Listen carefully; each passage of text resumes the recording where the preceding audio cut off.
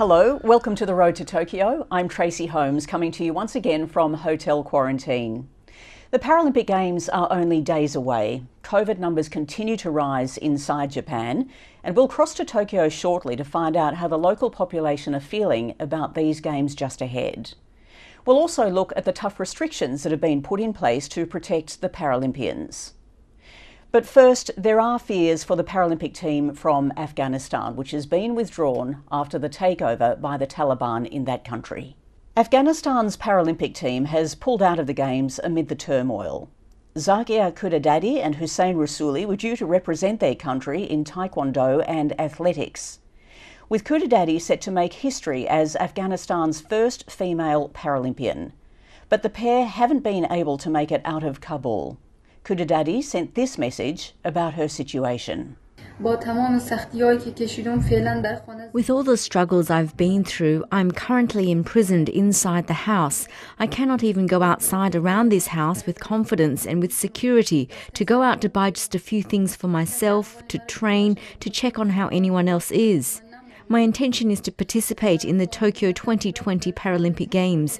Please hold my hand and help me, please, I urge you all, from the women around the globe, institutions for the protection of women, from all government organisations, to not let the rights of a female citizen of Afghanistan in the Paralympic movement to be taken away so easily. Afghanistan's chef de mission is Arian Siddiqui. He's based in London and has been trying desperately to get in touch with his two athletes. This was a dream for them. It was a dream for me actually as well as the chief de mission. For the athletes, they had this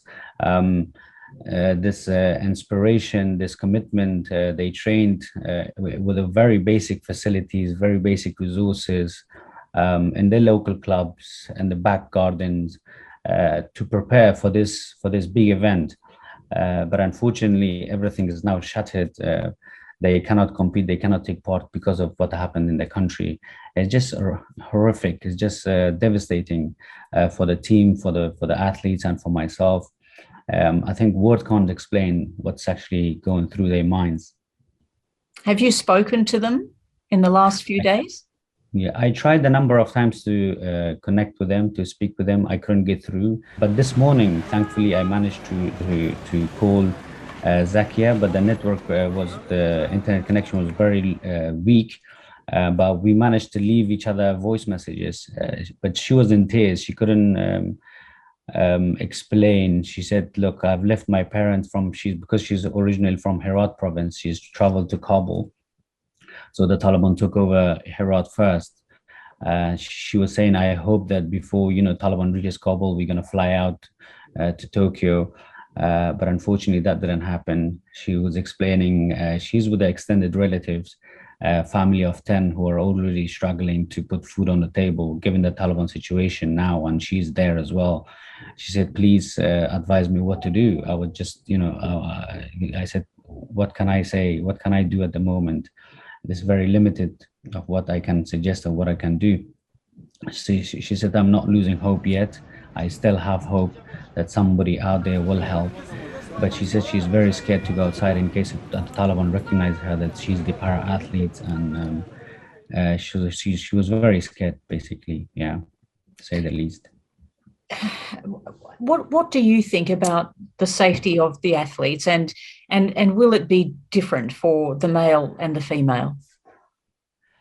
Definitely. I mean, previously, we know that from the Taliban, even for male, it was difficult. Certain sport was allowed, certain sport wasn't allowed. So there's a confusion overall. For female and for para-athletes, it was unheard of, there was no activities in the para sports. But now, given the situation, I don't think it'd be any different. It could be a trick from Taliban, to deceive people, say, oh, we're going to, allow you to do whatever you're doing at the moment, just to get so they are stable in the country, so they're getting more acceptance from the people. But once they become in power, we don't know what they're going to do. What role do you think sport was playing in trying to open up and integrate and grow Afghanistan, and how successful was that for the time that it was happening? I mean, sports is a platform that unites people, brings people together, and creates a platform of inclusivity. So even with the Paralympics, Zakia is from a different ethnic background, from Hazara ethnic background. Hussein Rasool is from Tajik ethnic background. The team members that we had from Pashtun. So we're all united in our NPC. So it creates a sense of unity, sense of belonging for the people.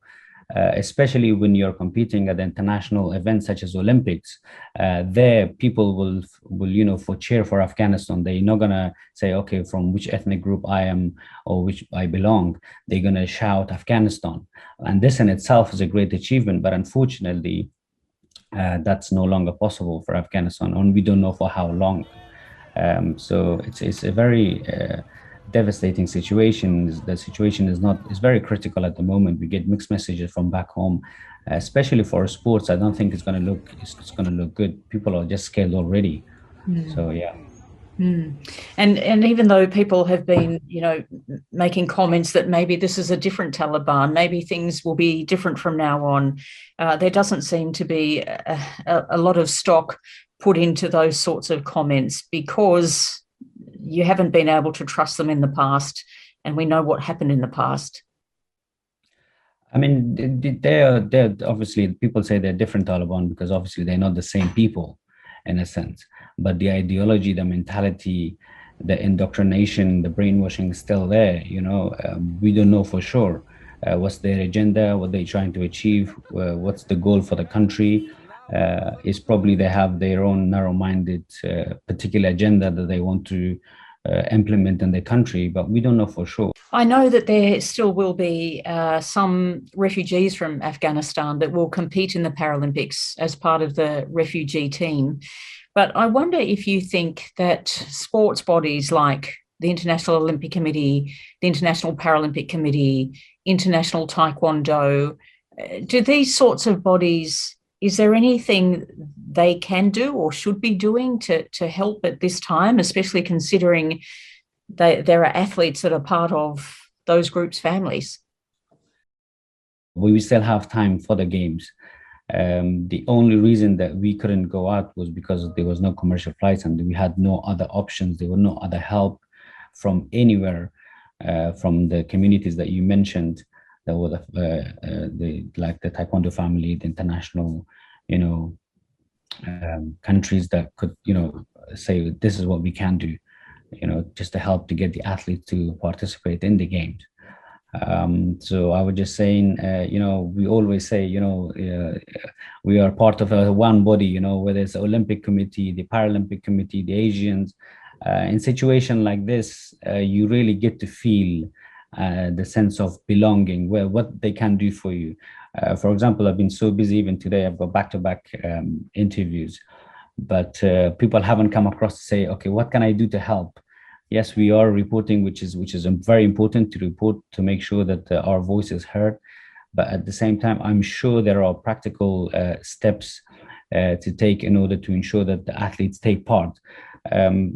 I didn't have this sense of, still that when I heard Zakia's voice this morning, that she said, I haven't still lost hope.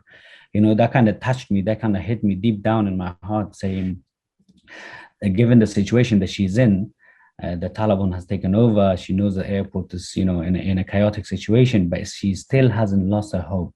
She still thinks that she can compete. That kind of made me think. So in a way, I felt very helpless as a chief de mission of Afghanistan. I said, look, I'm stuck in London. I cannot do anything for her. We don't know who to go to get help in order for her dream to, come true, to allow her to participate.